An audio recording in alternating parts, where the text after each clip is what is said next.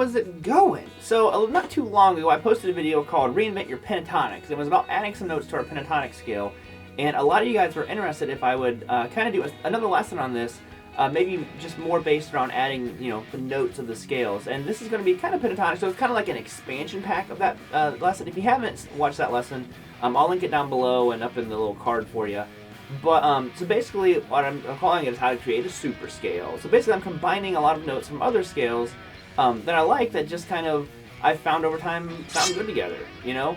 And basically there will be tabs for this. I have a couple licks for you as well, as you know, I'm obviously going to be talking about the concept of putting these notes together. So if you'd like tabs for this lesson, you of course get those over on the website. That link is down below for you. There's also lesson packs over there. New ones coming out very, very soon about navigating the fingerboard, so I'll keep you posted on that. And other than that, let's just go ahead and dive into the lesson. Alright, so let's get going on this one. So basically what we're going to be working on is our key of E minor, you know, perfect rock and roll key. So what it is, we're going to kind of take our pentatonic again, but we're going to elaborate on it a little bit more this time. So if you don't know your minor pentatonic scale, it goes like this. It's just 12-15 on the low E string, 12-14 on the A, 12-14 on the D, 12-14 on the G, 12-15 on the B, and 12-15 on the high E. Now if you are not familiar with that scale already, this is probably not the lesson to start with. I would recommend just getting comfortable with your scale first, and then kind of coming back to this one. So to start off with, what we're going to do is I'm going to start pulling out notes from other scales and modes. I'm going to tell you which ones I'm using. So first note, of course, is the blues note. Let's just go ahead and get that one kind of going. So all that is we're adding a flat fifth to our pentatonic scale. So I'm going to go 12-15, 12-13-14. So you already got a new little note we can use. 12-14, 12-14-15, 12-15, and then 12-15. So, and already there we're kind of building on. Like, so that note came from the blues scale. So now all of a sudden we have a 3-note per string sequence that we can throw into the mix now. So the next one that I want to add is we're going to add our second, good old number 2, right?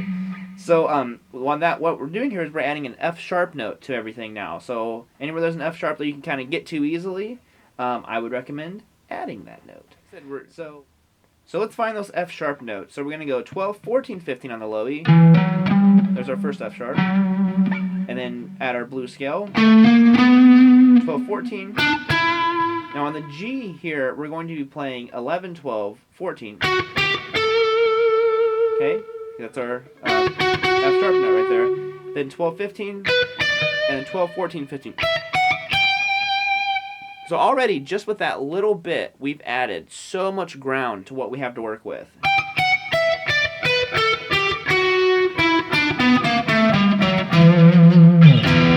So when you're playing over something, you know,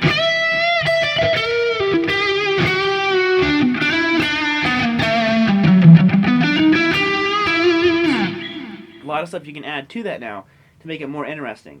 Alright, so as we get going, you know, things are going to look a little bit chromatic. What I'm saying is, these are just notes you can use. You don't have to use them in this order, this chromatic fashion. But, so let's kind of go to the next note that we're going to add. So, the next one that I want to work with is one we used from the previous video, adding our major third. So, what we're doing with that now is going to go like this. So, I'm not getting rid of my minor third, I'm just adding a major third. So on the low E string, we would have 12, 14, 15, 16. This is kind of from our major scale. Now when I go to the A string, here's where it's kind of cool, because this is the same note down here. So I'm also going to add 11, 12, 13, 14. So that's our blues, that flat 5, and then here's our major third. So we have, or if you didn't want to add it down here, you could just go. But already, it has a nice sound to it, and I like that little chromatic walk down. So when we go to the D string now, we're just going to be going just 12-14. Sorry, I lost my train of thought. And now we're going to add another major third right here. So we're going to be going 11-12 on the G, 13, 14, 15. Big old chromatic section. That's where you get a lot of those cool little bluesy chromatic walk downs.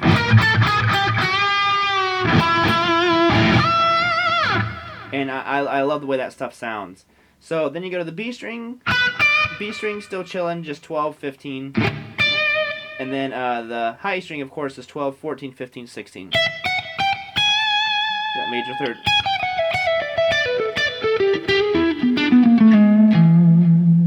Already kind of breathing some new life into the way that we're playing things. And we're going to add one more note. There's actually a lot of other notes we could add to this. This is just kind of a little bit of insight into how I view if I'm playing out of E minor.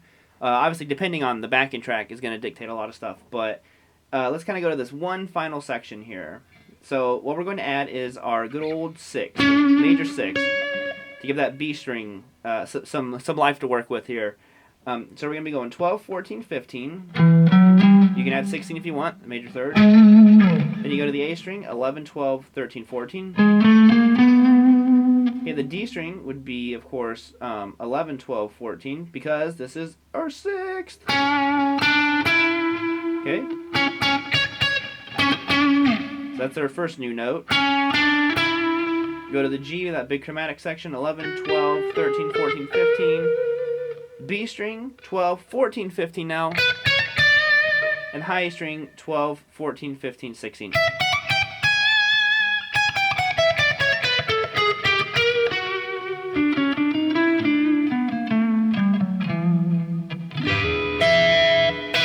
So that is kind of how, you know, a small bit of insight. Like I said, there's plenty of other notes that we could add to this if we wanted.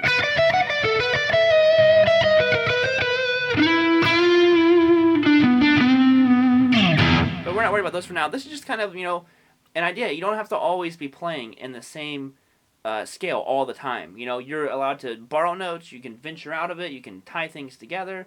Lots of really cool stuff you can do with it. So I have 2 licks here for you that are going to kind of utilize a lot of these notes, and I'm just going to go ahead and play them for you. So here's the first one.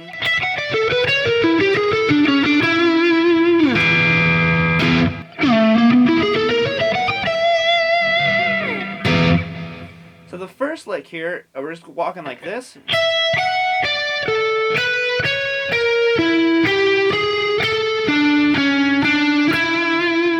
Kind of utilizing all those notes. So I'm going to go 12 to 14 on the high, and then 15 on the B.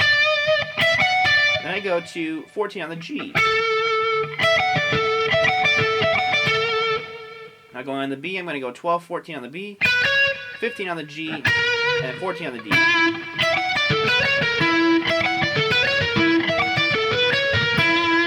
Okay, now on the G, I'm going to go 12, 13, 14. Then I go to 12 on the D, and then 11, 12, 14. So what I want you to do with that is to evaluate, where did I get those notes from? Where did those come from, you know? So if you go through them, you're going to see, oh, our 2nd, our 6th, major 3rd. There's another 6th, stuff like that in there. And it all kind of like ties it together, and to me makes it make way more sense. So the second lick to me was much more of an arpeggiated fashion. I went like this. A way I like to walk up a lot when I use scales. I go 12, 13, 14 on the A. There's our blues note. Okay. And I go to 14 on the D. Now on the G, I'm going to go 13, 14, 15. 14 on the B. And then 12, 14, 15 on the high. And just end on an E note. I'm going back to 12. Oh.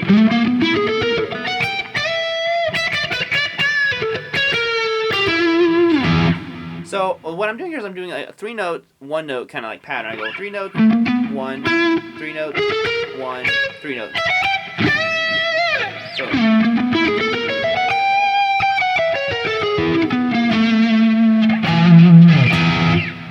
So that's kind of what's going on. As far as picking, I go down, up, down, down. So more like a sweep kind of thing. And you could use that to walk into, you know, a different lick. Maybe